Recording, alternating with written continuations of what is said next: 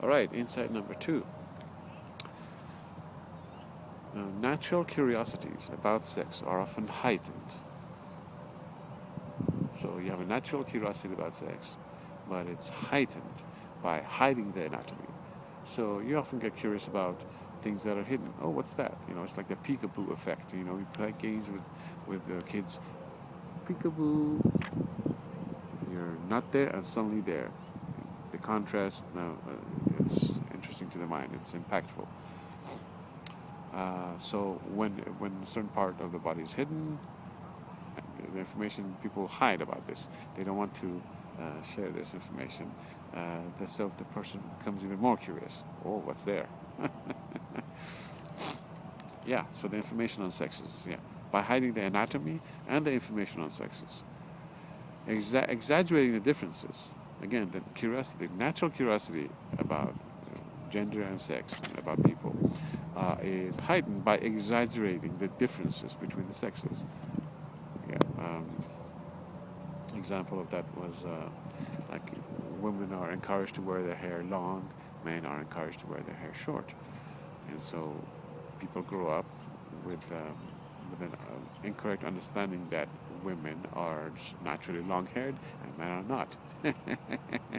But this is not true. This is not natural. It's designed by various human societies.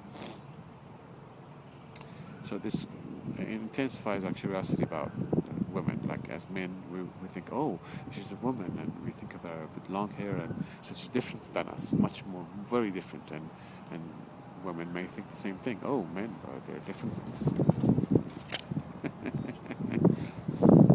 But it's exaggerated differences. This is true with clothing. Men are encouraged to not wear colorful clothing, and it's very set and boring and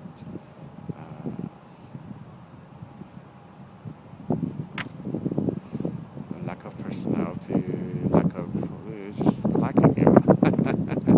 So much so that some people who are artistic in nature or feel like they want to express themselves through the clothing as well, they feel that they have to go to the women's section to pick out clothing because it's just not available in the men's, and then they get mixed up themselves. They wonder if they should be a woman.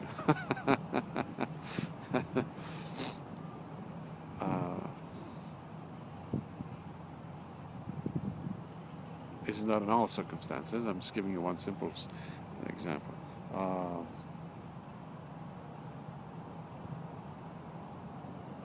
Yes, and also feeding the curiosity. Yeah, so again, curiosities are heightened by feeding the curiosity with doses of misinformation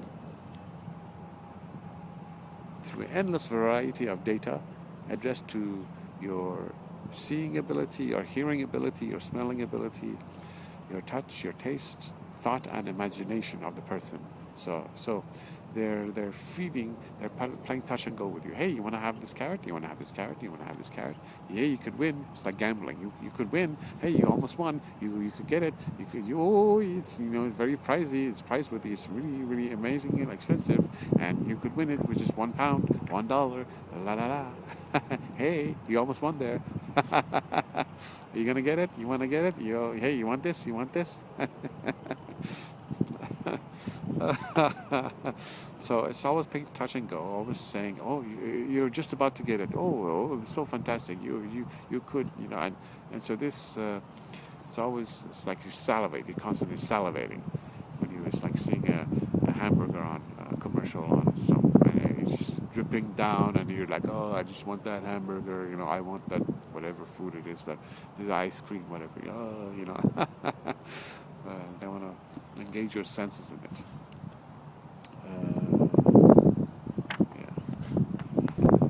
Now,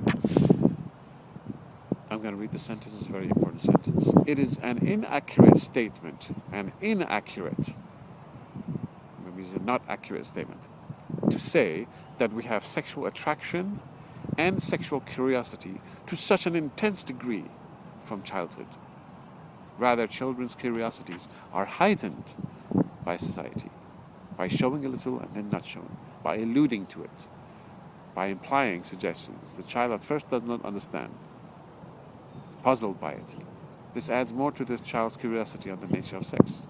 This lures the child even more into trying to figure out what others are talking about. Example in cartoons.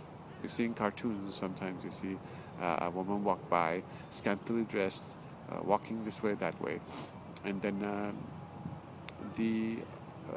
sometimes she's not scantily dressed, sometimes she's walking.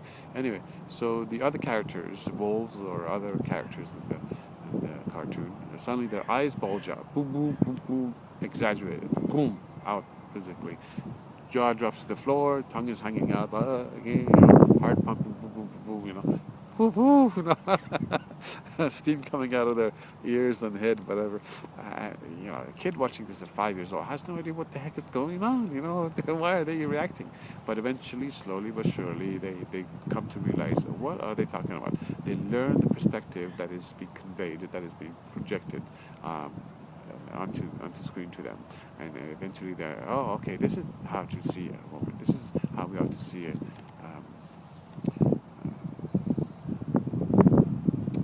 Gender.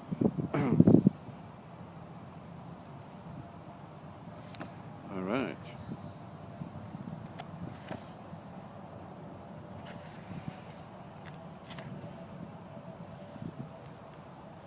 Well, yeah, you see these various events. Example number 3, evidence number 3. You have these shows that people go to, often Oscars or different things like that. Fancy dress dinner parties and stuff. Usually, the men are the one who's supposed to wear, bow tie, black, white, black, and just like that. Walk in, and the women are the one who come out flamboyantly with all these various ruffles and whatever they have, tons of stuff.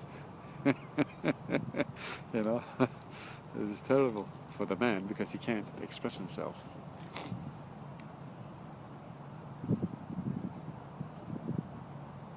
Okay, another sentence. Certainly, men and women are different, but many societies exaggerate their differences. These exaggerations intrigue the mind.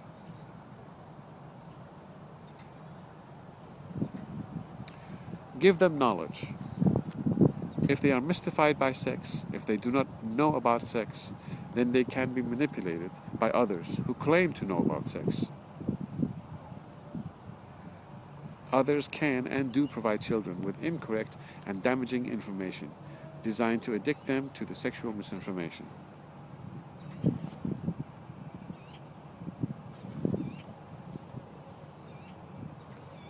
Example of that, this is when I wrote this book. There were various cities in America, some coin-operated newsstands provide newspapers that advertise sexual services. Any child who can place money inside and lift the lid has access to the papers. The internet is full of sexually explicit material that many children access. So, however, armed with insightful, truthful knowledge, the students will have the opportunity to have a firm grasp of what male, female, and sex is. They would have the means to defend themselves against misinformation. They would be able to see more clearly how others try to manipulate children's minds and senses into a state of addiction. By knowing the methods others employ to capture the mind's attention, children will be well equipped to spot those methods when the methods of manipulation are being applied on them. Okay, so page 68, insight2 starts. And page 80, it ends. Page 80, 68 to 80. Wow, that's more than 10 pages. So, under insight2, there's a number of examples, which is example A, some cartoons when a pretty lady walks by. Example B on page 72, oh, you got to read that. You will see things, you will come to understand things which you would have an extremely hard time figuring out on your own. So, page 72, you got to read that and become, this is the example B, my first significant misinformation on sex, for you to see, you get really fantastic information there. It's an actual example of my life, and you get to see some perspectives which are just phenomenal. Also, within that example, there is another.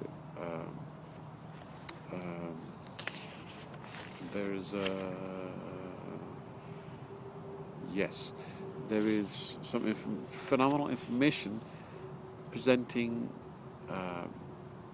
the how attraction occurs. Vitally important for the rest of the book. Addiction has its roots in attraction. You need to understand how attraction works for you to understand how addiction works. Once you understand how attraction works, right? When you have a firm grasp and understanding of that, then you can understand how then fixation comes along, where your mind is focused quite strongly on something, focused and it can't get away, focused on it, focused, fixated, fixed on it. And the mind is fixed on it, like a nail bored and hammered into a board. The nail is fixed onto the board. You can't get out. Same, the mind is fixed on a certain topic, sexual whatever, and can't get the mind away. Many people say, oh, I can't stop thinking about this. I can't stop thinking about that. Has its roots in attraction. So you need to read that.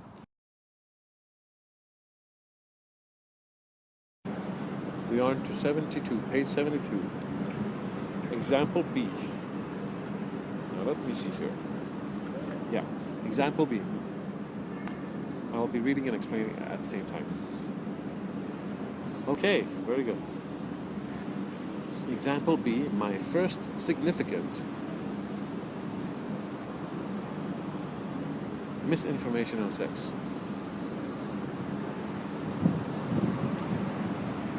I mentioned here that I try to give actual examples because they're much more reliable. My very first significant misinformation on sex was when a person gave me a calendar. Okay, it was kind of a big calendar. Big with arm size. It was my arms, it was roll it out, quite a big calendar. Okay, this calendar had pictures of cars. However, there were ladies sitting and posing on the cars. When I describe this, please note how manipulative it is. The ladies were wearing specially designed skin tight. That means they were fixed. The suit that they were wearing was there was no, like, you see the wrinkle here? There's none of that. It was just tight on the skin, as if it's like a second skin. Okay.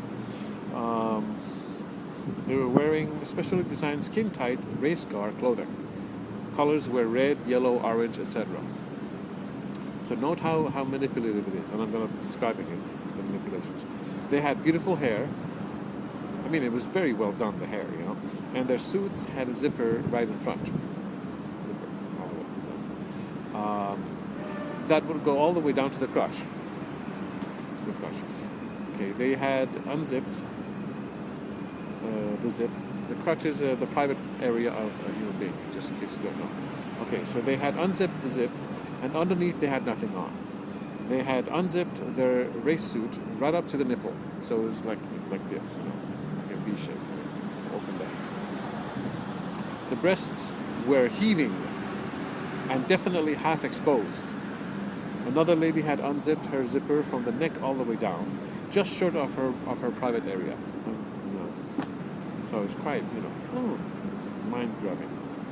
The pictures were glossy. One picture showed twins. Very good.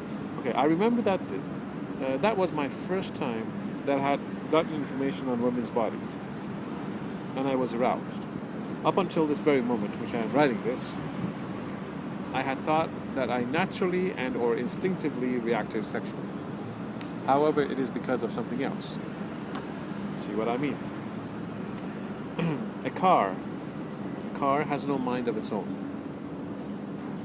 Therefore, if a picture of it appears on the calendar, there is no statement being made by the car. Maybe a statement is being made by the owner, but not by the car. However, when a woman appears on the calendar, she does have a mind of her own. She, more than likely, wants her picture to be taken. She wants to be seen. My mind and the mind of a child, at the time I was a child, might pick up that signal and that thought. The thought of she wants to be seen. She is dressed nicely with vibrant colors and a nice hairdo. Based on this, she indicates that she wants to be looked at and she wants to be thought of as beautiful. You might think that a child does not pick up these ideas at such an early age. Sure enough, he or she may not pick them up and analyze them as we are. However, he does pick them up quite clearly, subconsciously. By that I mean, the child is viewing this and is affected by the messages being projected onto him. And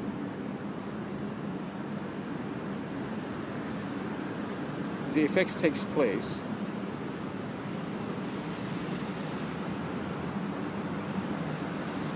No messages are actually spoken.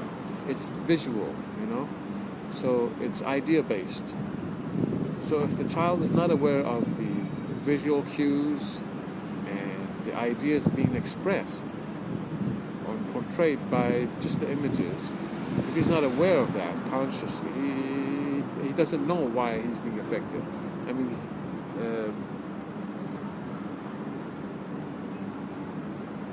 nothing is spoken.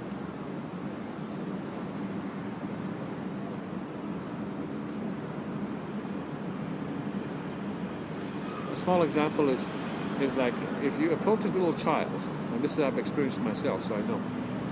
If you approach a small child, and you're quite a large being, if you approach a small child and you're quite tall as you approach him, he or she may feel overwhelmed by the sheer size of you.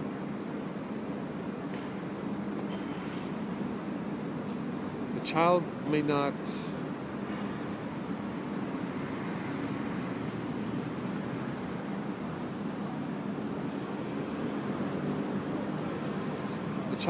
be aware why he or she is being fearful at the moment, because fear has taken hold and now is just perturbed. The mind is disturbed. The process is forgotten. The initial exposure to what happened and the middle stage is forgotten, because at the end result is fear and perturbance, chaos, and just that.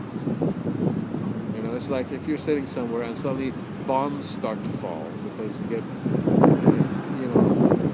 at that fearful stage, it's just you're focused on your survival, your fear, and it erases the mind because you're just focused on that fear that is overwhelming. So, same is true with the effects. When a person is feeling aroused or wanting something very much, anything that grabs the focus quite intensely, attention is quite fixed on that. And because it's fixed on that, it's forgotten about everything in the universe, including how they got into this fixed state. In the case of this, it is the various thoughts being projected, the hairdo and all this stuff that is grabbing the attention, and the ideas being presented are she wants to be seen and be thought of as beautiful. She wants to be looked at, and so we get engaged with this, and then our curiosity now is heightened because of the interplay of peekaboo effect of showing and not showing and alluding to it, and so the mind is really interested in now beholding the information and engaging in the information, and has forgotten about how they got there. Just because the child may not be able to articulate, to word out, to say these ideas, does not mean that he is not able to be affected by the messages. Now she, the lady in the calendar, is facing you. It's very important. She's facing you, looking straight at you. She seems to want to be very personal with you. She is directly addressing you. She wants to be looked at by you. Important messages. She wants to be looked at by you. These are all these things are there with just one calendar. One picture is amazing. Whoever gets to see the calendar, that is, meaning she wants to be looked at by whoever gets to see the calendar. And you are one of the people looking at the calendar. It appears that she wants that. That is a signal that we might get. We see her when we see her. Next, she is opening her suit from the front. She wants you to see her naked. These are the ideas being presented there. Non-verbally, but they're there. She wants you to, this is very important. She is opening her suit from the front to you. She wants you to see her naked. There's an idea there being presented non-verbally, and the child picks it up. Oh. You have a natural curiosity to see her naked, to see her, understand her, experience her, and know her body. It's just like anything. Kids are very curious about many things. Why is this that? Why is this? Why is this? Why is this? How does this work? Why do we do that? Why do we do this? Why do we do that? All kinds of stuff. And it's good. They just want to know. The same thing is true with the body. They simply just want to know. Why is a man different than a woman? How is it different? Why are they different? Now that natural curiosity, which is curiosity about everything, including the body, everything in life, and plants, whatever, that natural curiosity is the one that is heightened, played with and heightened. So this is what I'm talking about. You have a natural curiosity to see her naked, to see her, understand her, experience her, and know her body. You are certainly interested, but she has opened up her zipper only partially, and you cannot see the rest of her breasts. You cannot see the rest of her breasts. You might or might not wonder why she is only showing her breasts partially. All you know is that you want to see it all. She not showing you the other half makes you want to see it even more. It's playing games with you. Say, I have a present for you, and I'll show you half of it. What? You want to see the whole present, whatever it is, a little game for Christmas or whatever it is. We're gonna go to Disneyland. We're going to show you half of it. What? I'm going to show you a movie. You're going to see the first half. It's going to kill you. You want to see the second half. Okay. So, she not showing you the other half makes you want to see it even more. Because you're saying, hey, what is going on? I want to understand, and I'm on the verge of it, of seeing it, that something's being shown partially. Dang it, why can't I see the whole thing? There you go. See, the mind is not really involved. You make out, you figure out mentally, you make out from the tight-fitting race suit. That is, your mind is engaged in figuring out, is focused on the tight-fitting race suits. It's really focused on the outside dimensions of the entire breast. So you make out the outside dimensions of the entire breast. Your mind sees the race suit, dimensions of the breast you can figure out because it's totally tight, and so therefore the mind, even though it cannot see the whole breast, sees half of it. The mind gauges and understands, goes into calculation mode in seeing and really grasping the idea of the dimension of the whole breast based on the tight fitting race suit, which is hugging her breast entirely. So the mind is engaged in that. So it's, the mind is working quite focused and hard on it. The mind is focused quite intensely on this, which the focus is now quite intense. So you make out from the tight-fitting race suit the outside dimensions of the entire breasts. This tantalizes you. You figure its dimensions, but you do not see its entire surface area bare naked. In addition, because you are using your imagination in figuring out the dimensions with great expertise, you are extremely focused on them, to a degree which you were not focused before. This is intensifying your focus. Your curiosity is now heightened. Keep in mind that as a child, these thoughts are often not noticed. I, until the age of 32, did not recognize the thoughts myself. That is the reason why I thought that I was instinctively attracted to the ladies, which is of course false. Rather, it is because of a series of mental manipulations, of which are coaxing you. They're encouraging you to be interactive with the ladies in the pictures. All right. Now, this is a very important statement on page 74. The mere beauty, which is attractiveness, of the individual might build a desire in you to want to interact with them. Only the beauty. You might say, why is that?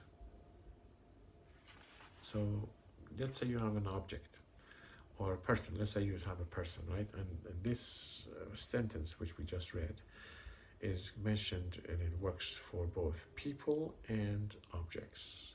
And in example C, which is going to be happening later on, I will be giving you that same statement relating to an object and an example of that with an object. Now we're talking about a person.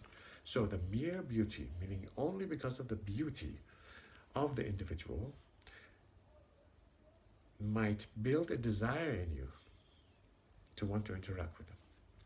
So when you see a person, let's say you see me or you see my hand, we have dimensions, straight lines, curved lines, black and different colors, different textures, ins and outs, nose in, out, different features. All these things are just one element, one concept, which is contrasts, shown in infinite variety. And there's a lot of contrast here. Dark and the gray and the black, and there's a lot of contrast. And so these contrasts are, each one of them is grabbing the attention of the mind. It is saying, hey, look at me, it leaves an impression on the mind. Because the mind registers, the contrast registers on the mind. So if I were to show you something that is non-contrasting, has no contrast, like this. If I show you this, and I stop talking,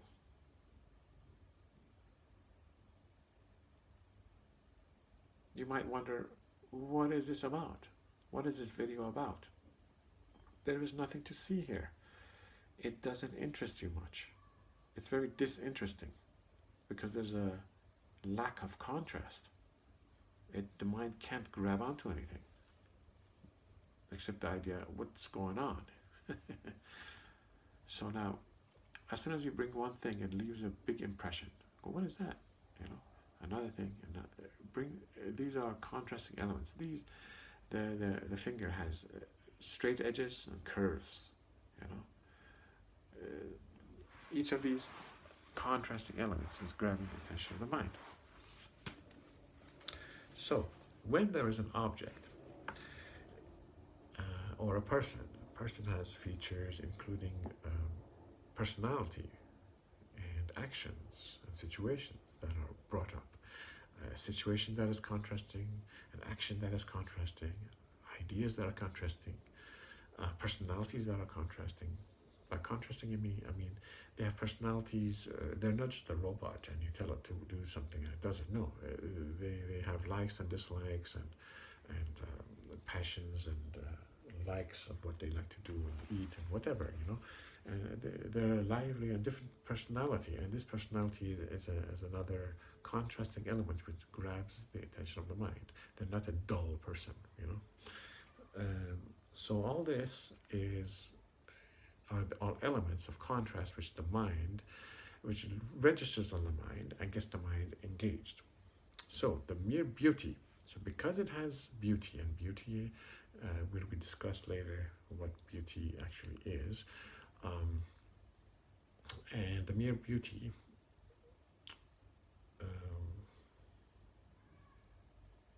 which is these contrasts that the mind engages in them. Now, I have four possibilities. When let's say you're in a universe where there's only you and another object or another person, okay? So there's four possibilities basically, which is to interact with the object, run away from the object, be unconcerned about the object, or a combination of the above, such as, well, I'll tell you later. Interaction with the object. Let's say if the object is pleasing in some way, then you might engage in it. If the object is displeasing in some way, you want to get away from it. An example of that is if somebody passes gas, it's displeasing generally to the general public, they move away. You can be unconcerned about the object, which is if it has no effect to you, then you might be unconcerned. Combination of the above would be a situation like, there's countless situations where combinations occur. One of them is like, let's say you're fearful of the object, but you stay put, you do not run away, and you're just in shock. Another one is, for example, if you're curious about something, equally as you are afraid of it, you might be stuck in. You might proceed, or you might not proceed. You might. Oh, shall I interact with it? Or I'm curious, and it might bite me. So endless combinations. So the mere beauty is a pleasing quality, and that is why it might invoke in you the desire for connection. Arises this idea of wanting to connect, interact with it.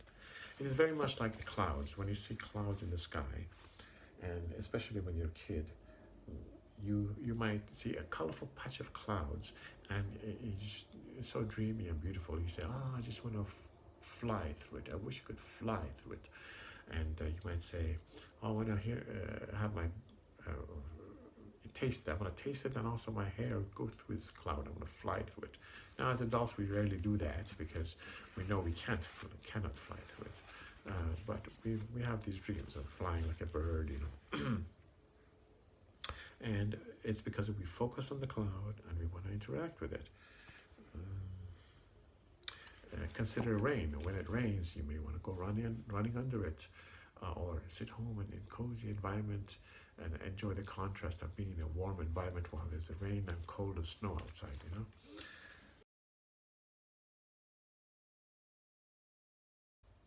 Now, here's example C. Kid sees a bright red colored plastic cube. So, have you ever seen a kid, let us say of 2 years of age, when the kid sees a bright red colored plastic cube? The mere beauty of the red object might build a desire in her to want to interact with it. She looks at it, she takes it close to her eye, often touching the cube to her eye and then closing her eyes because it bothers her. But she enjoys the contact of getting to know the object. She's getting to know the object. She puts it to her face, to her nose, on her cheeks, indiscriminately touching it all over her face, regardless of whether it is her nose or chin or ear.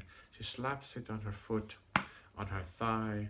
She might try to insert it into her ear or in her mouth. She has more experience with her mouth because of sucking milk. Based on this, she licks it, bites it, sucks it. She smells it if she is aware of her smelling capability. She gets the object, throws it, and giggles with enjoyment of this adventure. She crawls after it, lays over it, hugs it. She tries to connect it, to hit it, or touch it to another object. Kids often do this. They have an object and they touch it to another object. I had to go through all these examples to show you something very important. Hold on, I will let you know in a moment. Basically, the child does whatever that her mind is able to think of to interact with the object, she will do everything short of hurting herself, but she might hurt herself because of inexperience. Here's the important part. Our interactions with our partner are exactly the same as the child's interaction with the bright red object. We often want to interact with our lover or love partner in any and every way that our mind can think of in a close, intimate manner. It might not even be sexual. For example, you want to be face to face. You rub faces together. You rub your partner's various body parts, such as hands, elbows, forearms, legs, etc., to your face. You might rub any of their anatomy to any of your anatomy. You are trying to connect, to understand the other, to be close. You're trying to understand the other, to be close, to relate, to communicate, to know, and to get to know the body and or the person. However, in the child's case, the child may be too young to be sexually aware of his or her sexual pleasures. We adults who are aware of sexual pleasures naturally use our sexual organs as a means of connection also. Of course, we might have beliefs that some parts are not to be touching certain other parts because of hygiene and because of culture, respect, and because of countless of other issues. Nonetheless, I hope you see the reasons why we feel that we want to connect in this way. It is because our minds have great capability in mental jugglery of various ideas by analysis, imagination, and creativity. Based on this, we love to interact with our partner in those mentally intriguing, imaginative, and creative ways that our mind has the ability to think of. This is exactly like how the child thinks of interacting with a red plastic-colored object. I am not saying that there is no true joy in this. I am not saying that there is no true love in this. There is true joy and there is true love if you choose to experience it in conjunction with the experience of physical connection. I am using this example to show you that we use our mind's capabilities to connect in infinite varied ways.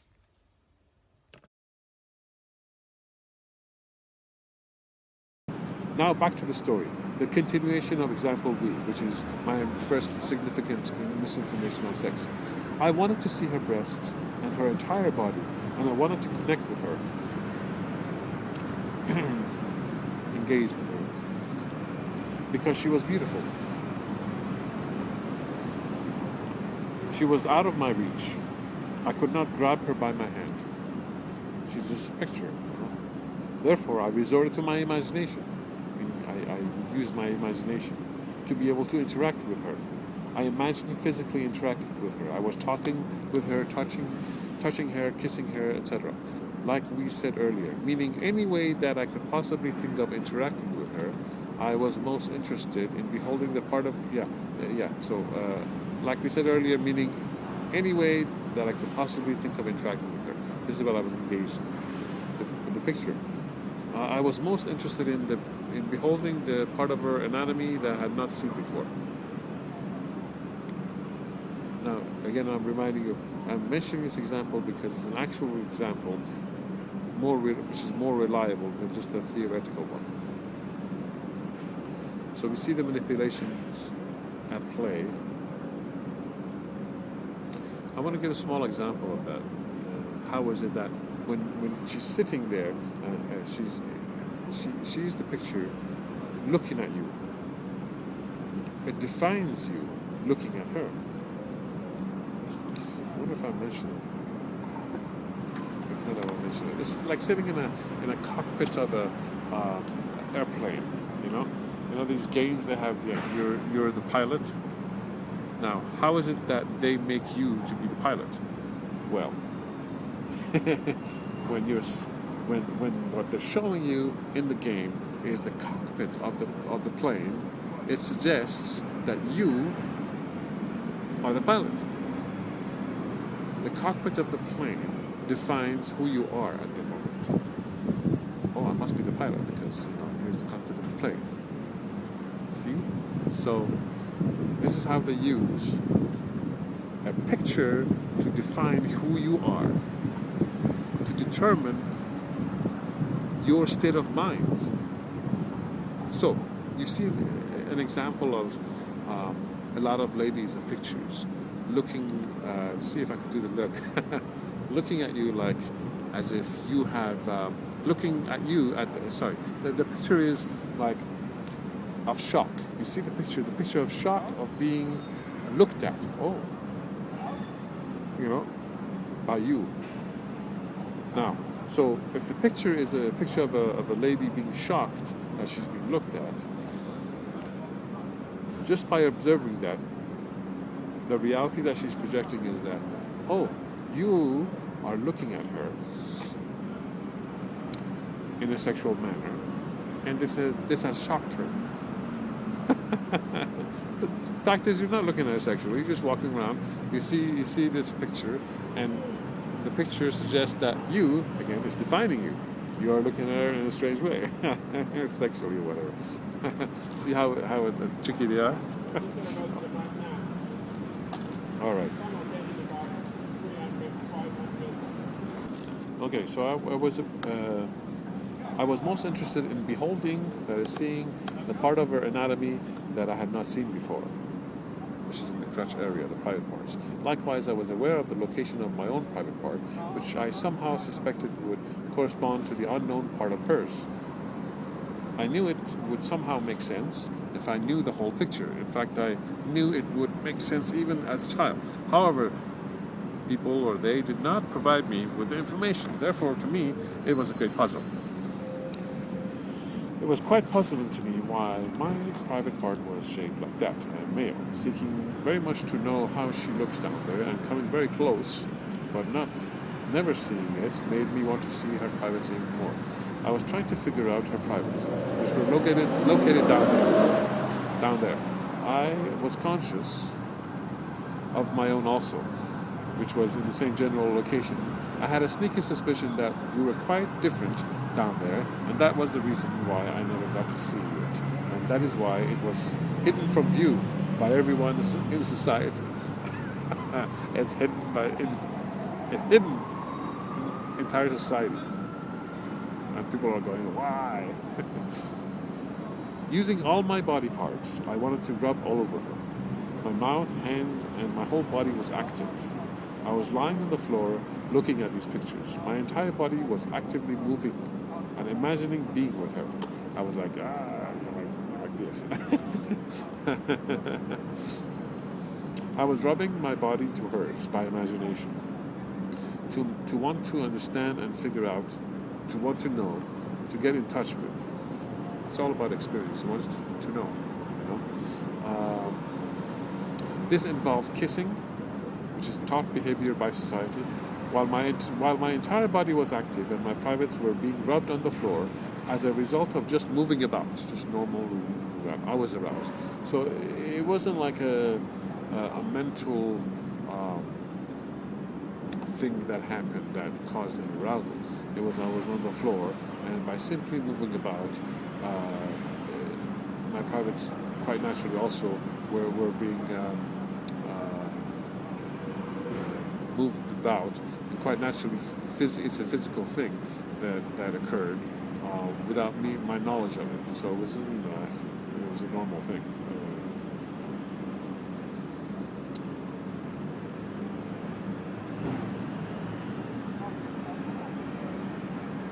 Yeah, as a simple matter of fact of me moving my whole body, my privates, as a result of that, got moved around also, being rubbed on the floor, and so it got aroused.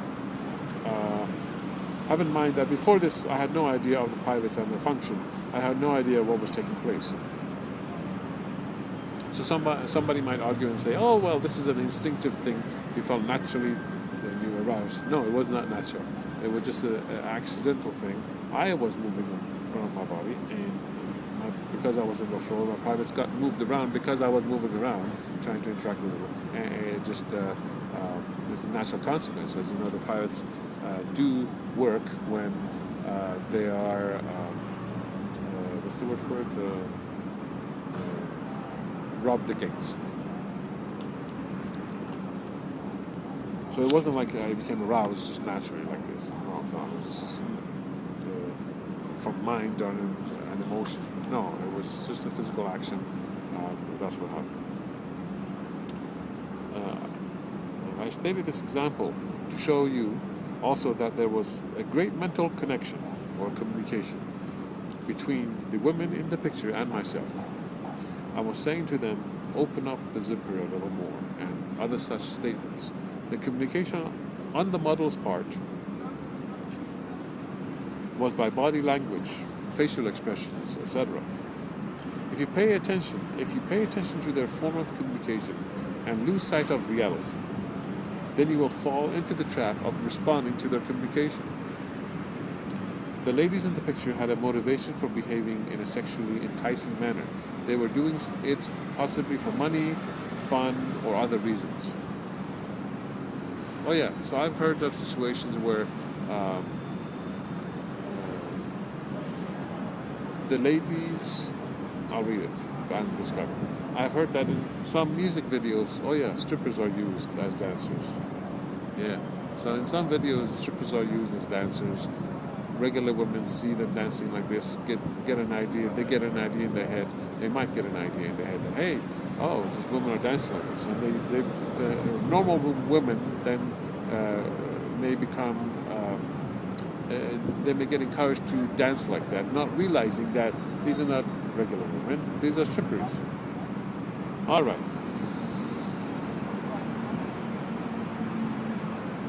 All right. You could fall into the trap of playing the role that they are encouraging you to play.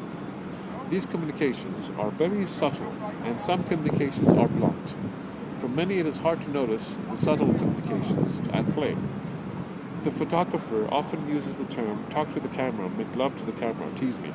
So yeah, so it's when they're taking pictures of the woman that is on the calendar, the photographer is talking to the lady about all sorts of things in order to make her express, to make her feel a certain way, and for her facial expressions to change in response to what the guy is saying. As you know, there's a ton of facial muscles, and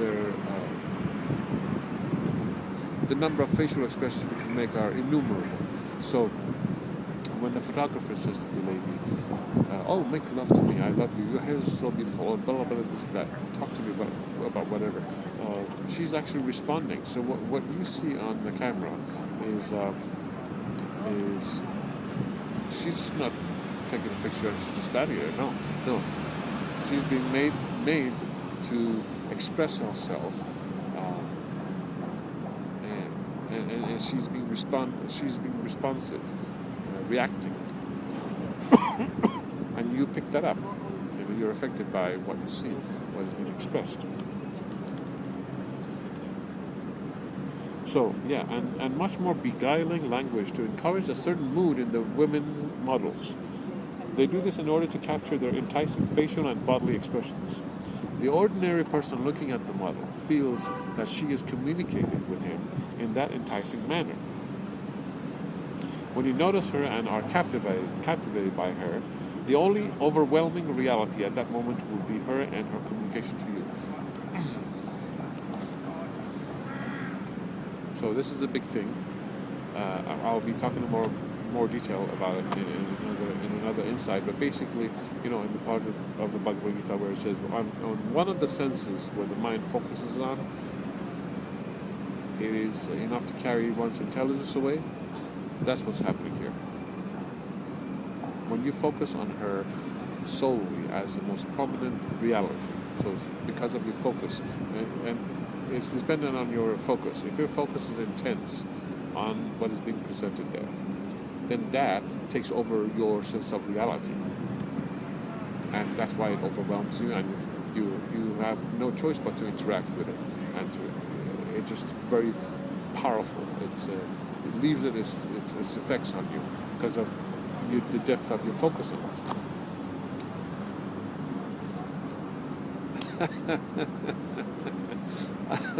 All right, good.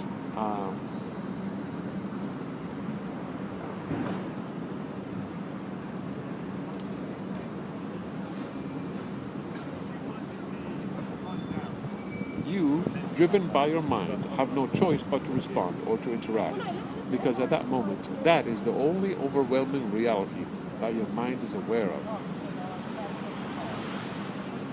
The strange thing is that she is not speaking to you verbally, and based on this, you might think that she is not communicating with you. Therefore, you might attribute the rise in your sexual tendencies to be stemming from you entirely. So you might mistakenly think, hey, it's coming from you, this is just natural and instinctive. I'm seeing her, she's just a woman, therefore I'm feeling these things. But there's more things going on, and you have to be aware of it. When she's projecting a certain kind of mood by her facial expressions, it's very important for you to be aware and conscious of it, you're aware of it, and not be beguiled by it. Go, hey, wait a minute, notice that she's making these facial expressions, and that's what is drawing your attention, and therefore determining your reality. What you focus on determines your reality. To the depth of your focus, that you focus on something, it affects you that way, because you're focusing on it.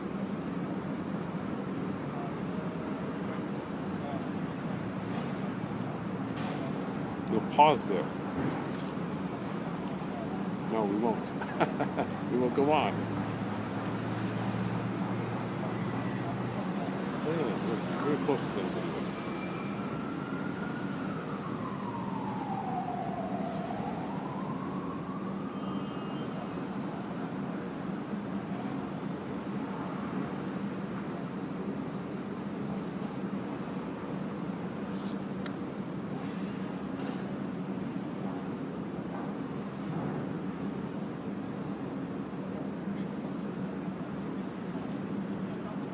So I'll give you a very good example.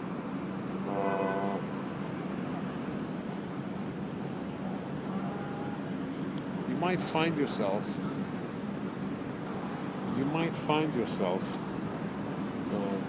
Please do appreciate the examples that I give.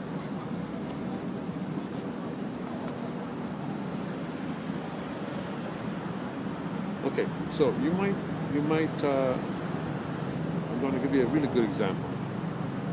Let's say you're interacting with somebody and you get mad, you get affected quite strongly by somebody being upset with you, mad with you or something. For example, let's see the difference here. Somebody says to you, I don't like what you did that day, that was not very nice, blah, blah, blah. And somebody else then says, I don't like what you did that day. That wasn't very nice at all. You were so sneaky. I know what your intentions are. You're an evil person. You get out of here. You're a hypocrite. All right.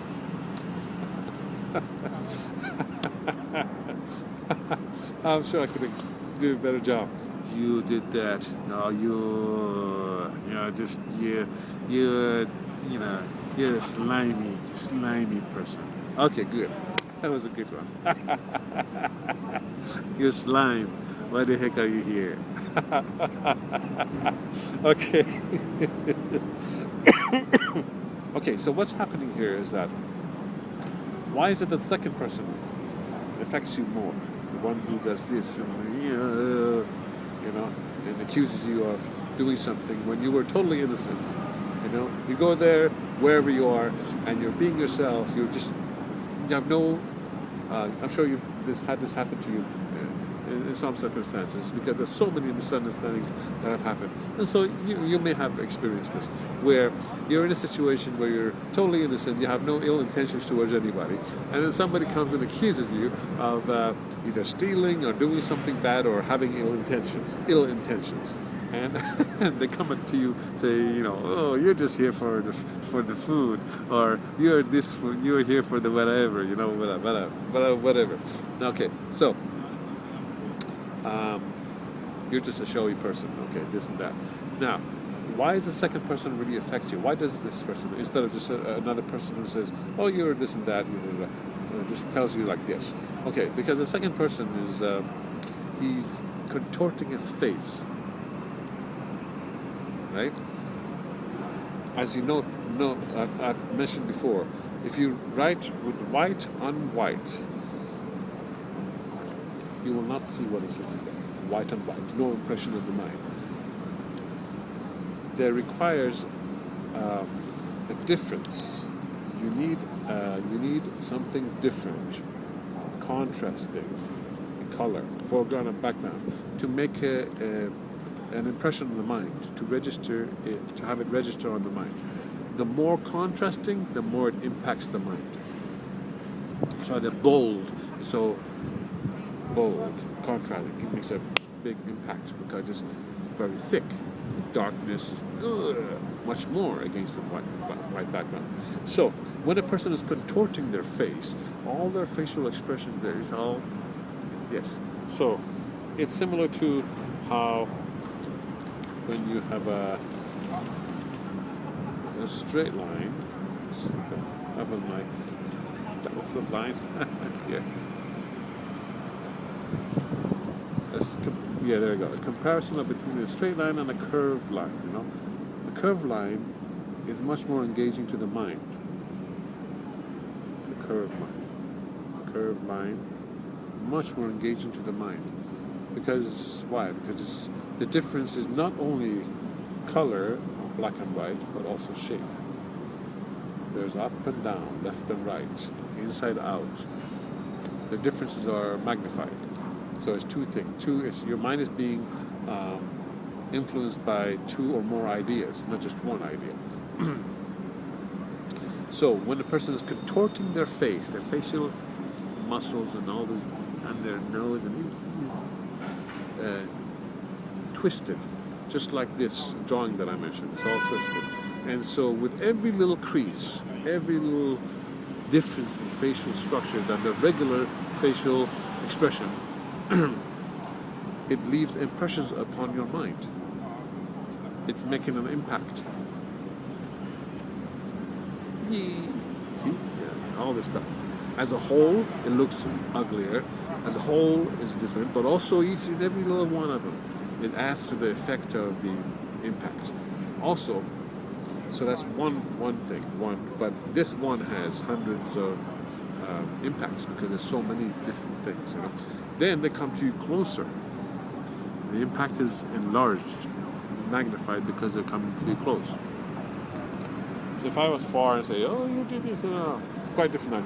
You did this. It's much more different, much more impactful. It's like those rapper videos that they have with their hand going like this. What the heck? It's just trying to make a simple impact on your mind. Anyway, okay, so here's an impact. The manipulation is happening on your mind based on, you got, here, I switched between this and this because people use this as a method of manipulation also. They can. It can happen naturally or just by accident.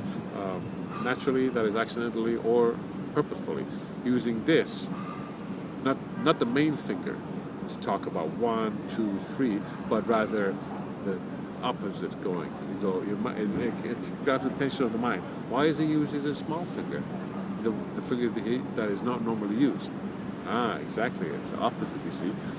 Anyway, so we got 1, the facial contortion. 2, he's coming very close to you. It's 2, magnified.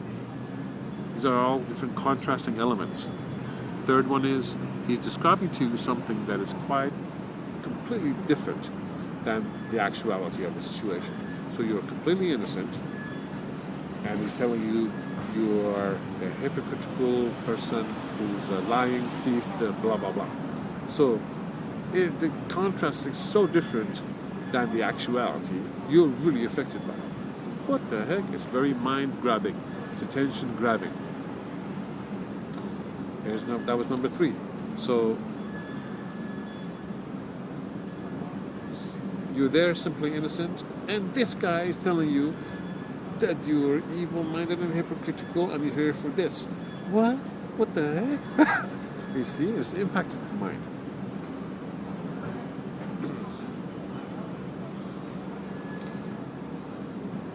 Because it's so contrasting from the reality. Because it's so contrasting. The more contrasting it is, the more the mind is powerfully affected. When you understand this, you're not impressed by it anymore. Also, the voice is loud. comes to you with a loud voice when he does this. He may have some kind of expressions in his voice to you, okay, yeah. It's really quite manipulative. They're trying to affect your mind, and that's 5 so far. And it goes on and on like this. So, next time when somebody comes to you, oh, by the way, this is very interesting. You find yourself wanting to defend yourself against this. Why? When you're completely innocent. If you're completely innocent, there's no reason to defend yourself. There's no, why would you want to defend yourself? You're completely innocent, right? But you find yourself having to defend yourself because what he is saying is affecting you. Why is it affecting you? Now, because let's go over this very simple thing. Here's the reality that he's projecting. That's another idea. He's projecting a reality as if it's true. As sixth manipulation. Okay, so he is projecting a reality as if it's the truth. The truth is you're innocent. Here you are, innocent you, and your voice of your innocence is this much. I am innocent, and the voice of him accusing you is this much, right? So, and it's overwhelming your mind. Here's your mind. In your mind, you have the voice of your innocence and the voice of the accusations, the voice of you're guilty.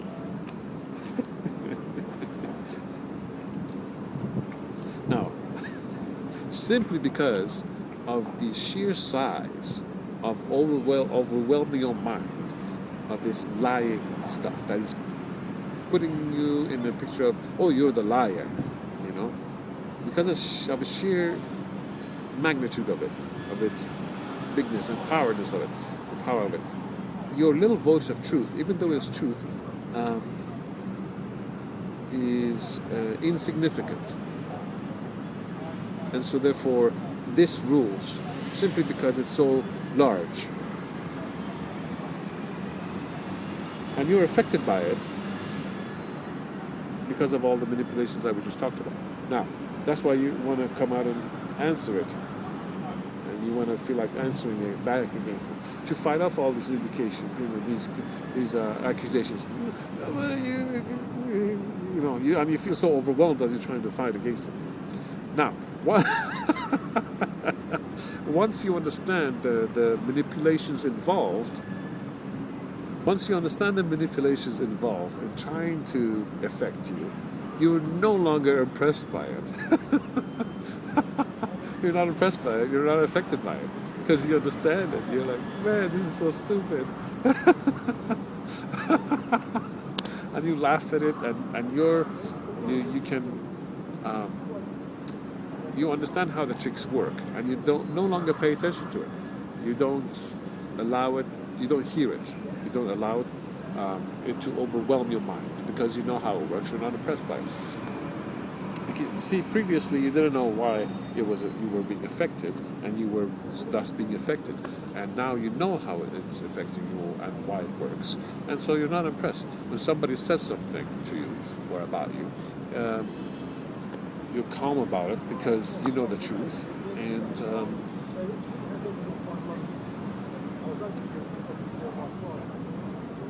no matter how loudly they project their version of reality, it doesn't make it real.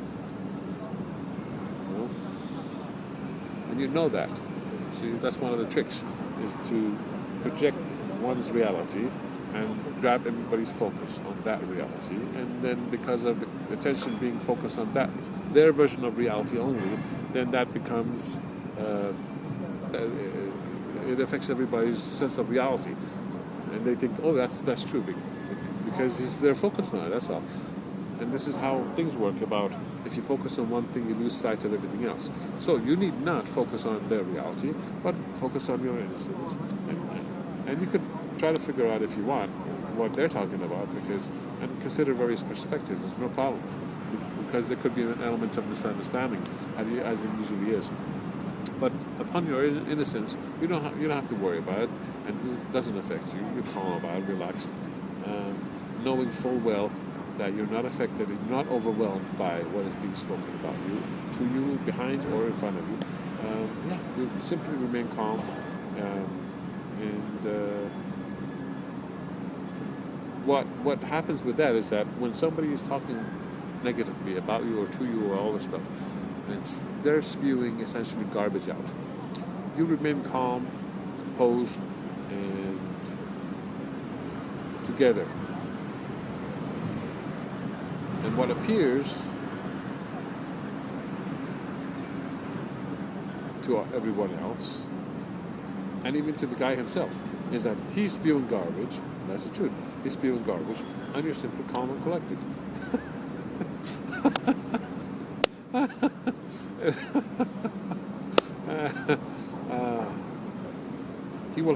He or she will have to correct themselves, because it looks really bad on them spewing garbage. Okay, so that's that. You see now what we got here.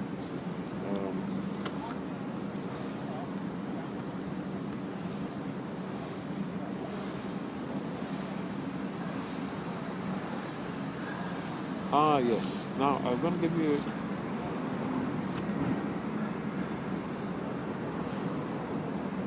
Now, society places much emphasis on sex, and less emphasis on other abilities and activities. Our natural self is buried under a ton of societal debris, meaning garbage, societal garbage. Here, with the help of the rich and concise information presented in this document, you are endeavoring to dig yourself out from under it.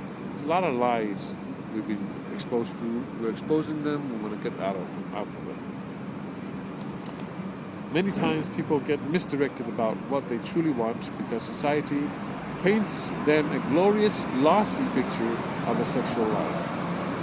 They're showing you how this is how you have it, this is who you have it, this is with, this is how you'll this is where you will meet such a person. Garbage.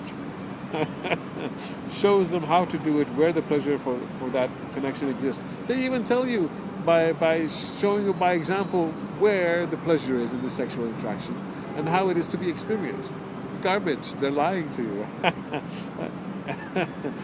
Okay, good. It's time to get out from under these influences. Very good. We'll go on to the next video, but please take your time and think about what I've said. If you have any questions, please post them below, and you can talk to each other. We'll talk back and forth. Very good. We want to take what is information that is there and see in actual life if it's true or not, okay? We want to study. This is a study. We want to learn and apply it. Learn, see if it makes sense, and then apply it to reap its benefits. You want to see numerous examples in life about the information that I've presented, so that you become acclimated with it, you become familiar with it, you come to know it very, very good within yourself, within others, within how people's minds works, and all this stuff, and you learn it, and you see how people operate, work with their minds works, and all this stuff. See it working within your own mind and learn to master it. Yes, very good, very good.